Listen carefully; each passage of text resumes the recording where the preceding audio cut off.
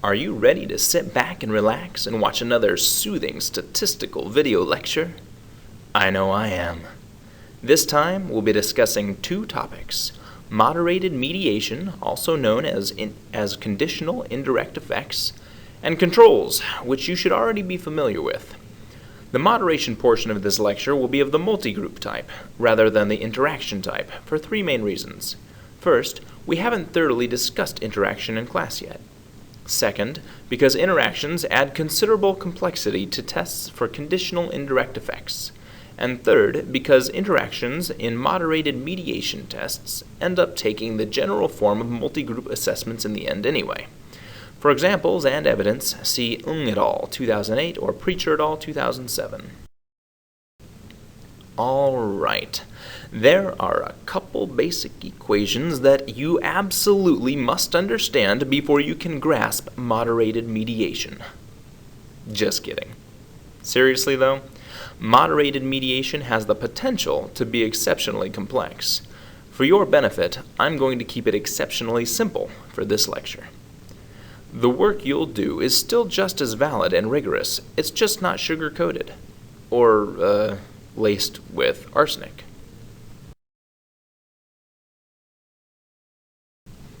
Mediation is said to occur when the causal effect of an independent variable x on a dependent variable y is transmitted by a mediator m. For example, the amount you learn from this presentation is affected by how good the lecture is, but that effect is either partly or fully explained by how engaged you are.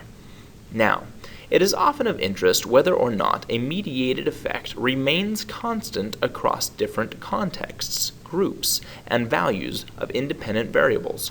For example, perhaps M mediates the x to y relationship for boys but not for girls. In other words, the strength of an indirect effect may depend linearly upon the value of the moderator W, which can be measured as a categorical variable, like gender, or as a continuous variable, like age. This is called moderated mediation, or conditional indirect effects. Moderated mediation is awesome. Take Ng et al. 2008, for example. They found that when just testing a mediated model without moderation, leader self-efficacy mediated the relationship between the IV's neuroticism, extroversion, and conscientiousness with the DV, leader effectiveness. That's pretty cool. But then they showed that this mediation actually depended on two other things: job demands and job autonomy. Turns out, the mediation didn't hold up for those with high job demands. And then autonomy only mattered for the mediation of neuroticism and conscientiousness, but not for extroversion. Well, these are big differences. Can you imagine if the mediator was a new medicine and the IV's different symptoms of a deadly illness and the DV was that deadly illness? If we didn't check for moderated mediation, then we wouldn't know if the medicine worked in all subgroups of our population, or if it only worked for certain types of people, or for those who were not taking other particular medicines, etc. Now, perhaps these relationships in business and organizational sciences aren't life or death, but they do make waves, so getting it right, being precise, is very important. As you will have read in Preacher, Rucker, and Hayes 2007, moderated mediation can take many forms, for some of which they provide examples. In our work, we will be focusing on the type of moderated mediation illustrated in Model 5. As a side note, Preacher, Rucker, and Hayes make use of interaction terms to test for moderation because they are using traditional non-SEM techniques to test for conditional indirect effects. They state clearly, however, that moderated mediation is best tested in SEM software, like AMOS, where all paths can be tested simultaneously. So this is the approach we will take. We will also stick with categorical variables, which is essentially how Preacher, Rucker, and Hayes ended up treating their continuous interaction variables in the end.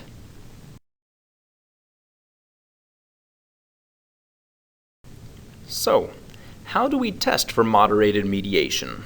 Actually, it's not that hard, despite the apparent complexity of articles that employ this type of analysis. Using this model, I'll show you very simply how to detect moderated mediation, and better yet, I'll show you how to do it without having to learn any new mechanics or statistics. So, given this model, we expect the effect of A trust and C trust on Loy long to be mediated by Val long, and we expect this mediation to differ across gender. There are three main approaches to detecting and interpreting moderated mediation. The first is to simply see if the nature of the mediation changes across groups. The second approach is to measure changes in the strength and/or direction of the indirect effect.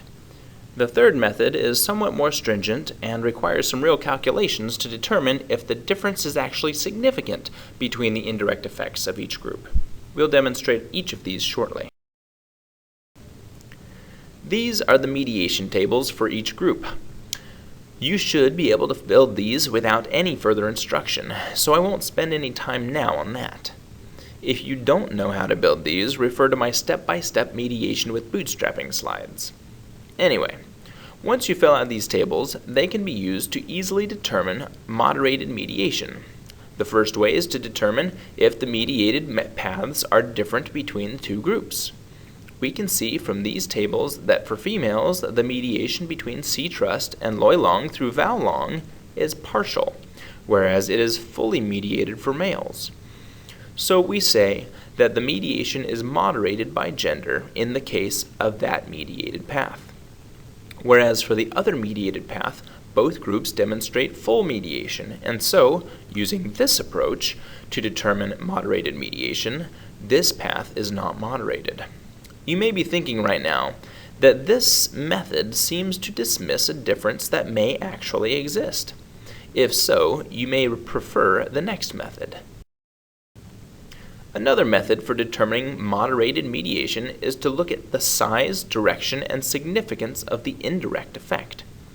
The differences between the two groups in this example are not large, but we can see that for females, the mediation between C trust and Loy long through Val long is stronger than it is for males. Even though both indirect effects are significant and positive, we can see that one is stronger than the other. So we might be justified in claiming that the moderator is at work for this mediated path. For a more contrasting and clear example of this kind of approach, refer to Ng et al., 2008. Now, you may be thinking that this is all fine and good, to see that one effect size is bigger than the other, but you would like to know if the difference in size is actually statistically significant. Well, one additional method exists for determining the statistical significance of the difference between the indirect effects being moderated. This is called a heterogeneity test. It is rather complicated and stringent, and provides only statistical significance of the difference between indirect effects. Thus, practical differences may exist even when statistical differences are not significant. For example, applying a heterogeneity test to either moderated paths in the example we've been working with reveals no significant differences between genders, despite the differences we've already detected through the more subjective approaches. For our work in this class, I don't expect you to run a heterogeneity test. I've only included this as a reference for you, just in case some uber-savvy Nazi reviewer requests a heterogeneity test from you in the future. For those of you who would really like to use this method, I've created a spreadsheet that does the calculations for you. Just shoot me an email if you'd like it. For those who would like to cite the method, you can use Altman 2003. New topic, controls. As for controls, you have already had experience using controls from last semester. We include them here just as a review and because you have not had to juggle them in with other complex concepts like moderated mediation. As a review, controls are potentially confounding variables that we need to account for, but that don't drive our theory. For example, in Dietz and Gortmacher, 1985, their theory was that TV time had a negative effect on school performance, but there are many things that could affect school performance. possibly even more than the amount of time spent in front of the TV. So, in order to account for these other potential confounding variables, the authors control for them. They are basically saying that regardless of IQ, time spent reading for pleasure, hours spent doing homework, or the amount of time parents spend reading to their child, an increase in TV time still significantly decreases school performance, regardless of all these other factors. As a cautionary note, you will probably all be using controls in your quant project, and these controls variables still count against your sample size calculations. So, the more controls you have, the higher your sample size needs to be. Also, you get a higher R-square as you add controls, but with increasingly smaller gains for each added control. Sometimes you may even find that adding a control drowns out all the effects of the IVs. In such a case, you may need to run your test without that control variable. But then, you can only say that your IVs, though significant, only account for a small amount of the variance in the DV. With that in mind, you can't and shouldn't control for everything. And as always, your decisions to include or exclude controls should be based on theory. Handling controls in AMOS is easy, but messy. You simply treat them like other exogenous variables, i.e. the ones that don't have arrows going into them, and have them regress on whichever endogenous variables they may logically affect. In this case, I have val short, a potentially confounding variable, as a control with regards to val long, and I have loy repeat as a control on loy long. I've also covaried the controls with each other and with the other exogenous variables. When using controls in a moderated mediation analysis, go ahead and put the controls in at the very beginning for the reasons we've noted. When reporting the model, you do need to include the controls in all your tests and output, but you should consolidate them at the bottom where they can be out of the way. Also, just so you don't get any crazy ideas, you would not test for any mediation between a control and a dependent variable. However, you may report how the control affects a dependent variable differently based on a moderating variable. For example, val short may have a stronger effect on val long for males than for females. This is something that should be reported, but not necessarily focused on, as it is not likely a key part of your theory.